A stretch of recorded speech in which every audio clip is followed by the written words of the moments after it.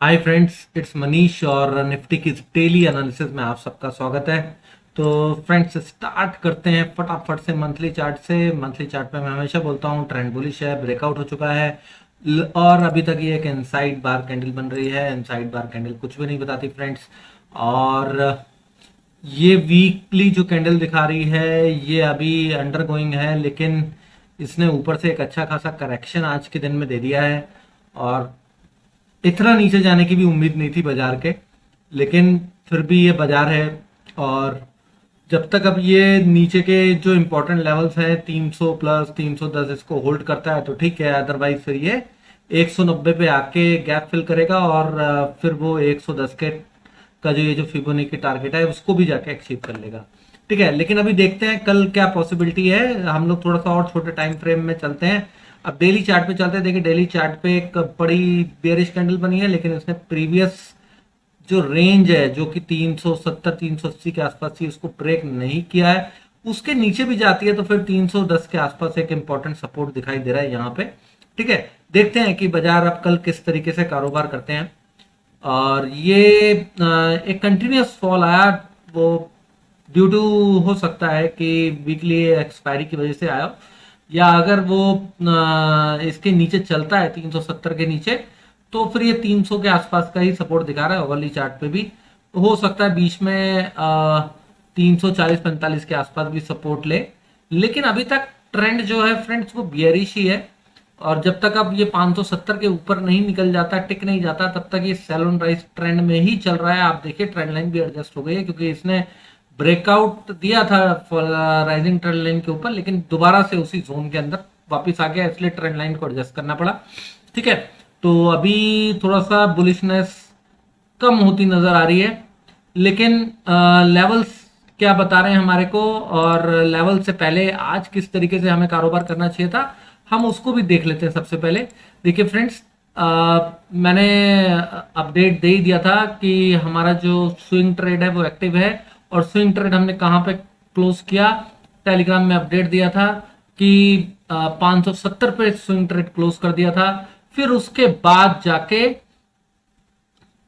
ये एक बड़ा फॉल शुरू हुआ, और यहां से देखिए कंटिन्यूस कंटिन्यूस कंटिन्यूस फॉल आता रहा। यहाँ पे 470 पे इसने एक बनाया, एक कंसोलिडेशन दिया, लेकिन ये फिर से ब्रेक डाउन हो गया। और फिर उसके बाद यहाँ पर कंसोलिडेट किया, एक अच्छी ग्रीन मोरूज कैंडल भी बनाई, लेकिन फिर वो सस्टेन नहीं हुआ और इसके ऊपर नहीं निकला, तो और ये और नीचे आ गया। और ये वीकली एक्सपायरी की वजह से हो सकता है कि ऐसा हुआ हो। ट्रेंड लाइन अगर ब्रेक हुई है फ्रेंड्स, तो ये अभी एक हॉरिजॉन्टल सपोर्ट के आसपास आया है, लेकिन ये हॉरिजॉन्टल सपोर्ट जो है ये इतना स्ट्रॉन्ग सपोर्ट नहीं है। इसके नीचे एक और सपोर्ट जोन है 350 से लेके 300 तक का। अब मैं देखिए कल किस तरीके से कारोबार करना है, अब वो उसको समझ लेते हैं और देखते हैं कि कल बाजार क्या कर सकता है।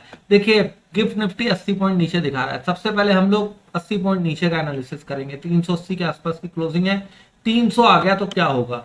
देखिए फ्रेंड्स, 300 अगर आ गया तो हमें प्रिपरेशन क्या करनी है कि देखिए ये एक 90 डिग्री के आसपास तक का फॉल है। ठीक है, तो ये फॉल सस्टेन नहीं होगा। यहां से हम देखेंगे, कॉल में बैठने की कोशिश करेंगे, और हमारा पहला यहाँ पे बेस बना के ऊपर निकलता है तो फिर हमारा पहला टारगेट होगा 350। और फिर बाजार फ्लैट भी आ सकते हैं 370 380 के आसपास, और उसके ऊपर अगर निकल जाएगा तो फिर 410 तक के हमारे टारगेट बन जाएंगे।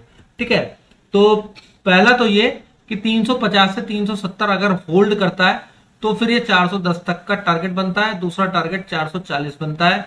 ठीक, अगर बाजार, ये मैंने आप लोगों को बताया कि अगर वो 350 तक को होल्ड कर लेता है, केवल गैप डाउन 20-30 पॉइंट तक का ही रहता है, तो फिर इसके अंदर थोड़ी सी स्ट्रेंथ रहेगी। ठीक है, क्योंकि ये एक्यूमुलेशन जोन के अंदर भी नहीं गया, और इंट्राडे में एक बड़ा बाउंस की उम्मीद हो जाएगी, क्योंकि यहां पर जो सपोर्ट है ना 350 के आसपास वो एक स्ट्रॉन्ग सपोर्ट है।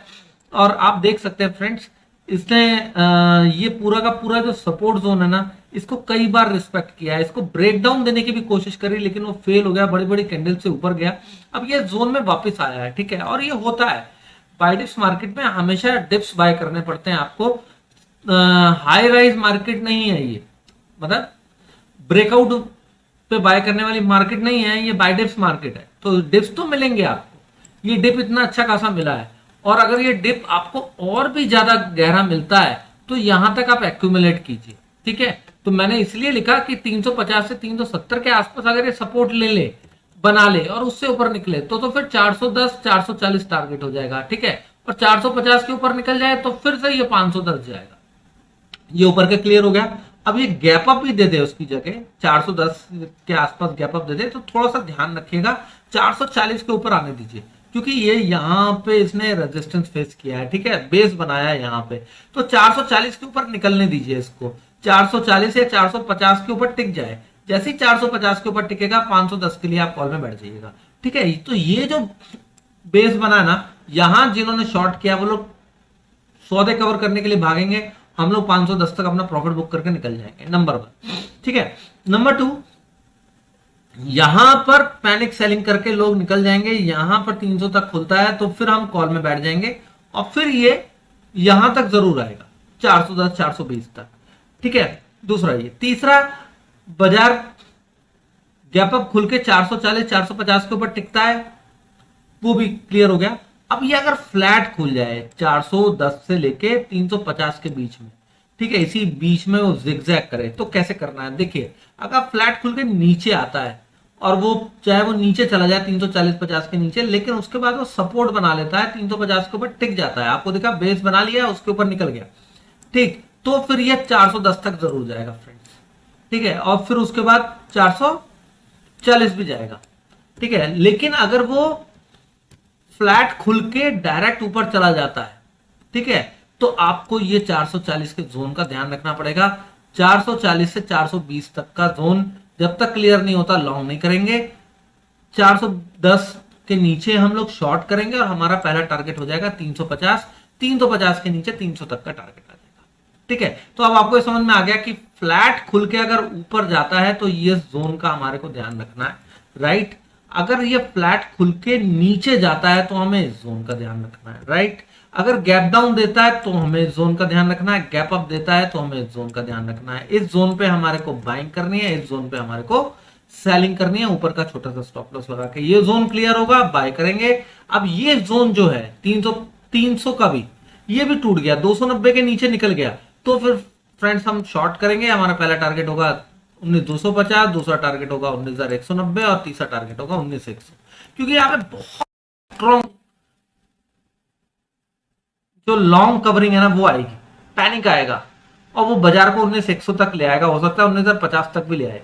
तो कल कोई बड़ा फॉल देखने को मिल जाएगा अगर 19,300 टूट गया तो, ठीक है। और मुझे उम्मीद कम है कि इतने बड़े मूव के बाद एकदम से टूट जाए, ठीक है। आज फॉल आया, बाउंस आना चाहिए, थोड़ा सा कंसोलिडेट करना चाहिए। अगर फॉल आना भी है तो यहाँ पे बेस बना के धीरे धीरे नीचे आना चाहिए, इतनी जल्दी नीचे नहीं आएगा फ्रेंड्स, ठीक है। तो आई होप कि यू आर क्लियर कि हमारे को क्या करना है, कैसे करना है, राइट। वैसे तो 370 होल्ड कर ले, बहुत ही अच्छी बात है। हम लोग यहां से सीधे सीधे देखेंगे कि भाई 370 होल्ड ही हो गया, 440 के ऊपर निकल जाए और बुल्स के लिए अच्छा है, 510 दोबारा जाए, फिर देखेंगे आगे क्या करना, ठीक। लेकिन बाजार है friends, we can not do anything. अगर उसे नीचे जाना है तो जाने दीजिए, हम 300 के आसपास कल बाउंस खेलने की कोशिश जरूर करेंगे। तो आई होप कि आपको समझ में आई होगी एनालिसिस, हमें करना कैसे है कल ट्रेड। मैंने आपको सारे सिनेरियोस बता दिए। एनालिसिस अच्छी लगी हो फ्रेंड्स तो चैनल को सब्सक्राइब करके बेल नोटिफिकेशन जरूर ऑन कर दीजिएगा, और अगर वीडियो पसंद आई हो तो लाइक जरूर कीजिए, फैमिली फ्रेंड से शेयर जरूर कीजिए। Thank you very much friends.